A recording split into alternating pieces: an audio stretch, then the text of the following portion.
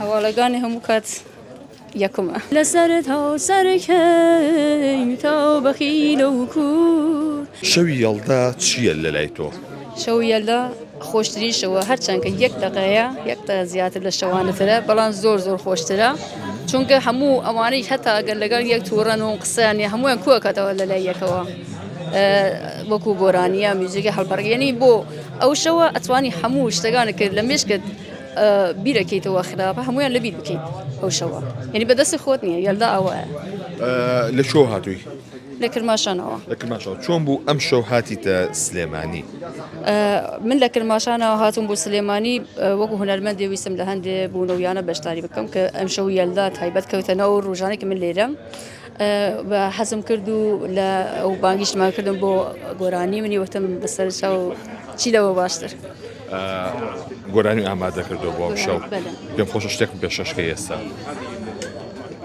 مکرماشانی تکام یارانی برا هولیری هاورد و سورمانی ای گشکس این سلیمانیه دینور جوان رو سنو بوکانی با نشتی قدیم لسر تا سر کیم با نشتی قدیم لسر تا سر کیم تا بخیل و کور بو چوانی تا بخیل و کور بو چوانی هرو آبی در رجو تاقوستان شاخ آوله سرکانی ئەوش پێشکەشتان هەر خۆش بێت تۆ لە ڕۆژهەڵاتی نیشتیمانەوە هاتووی لە ئێوەسەی 1964ەکان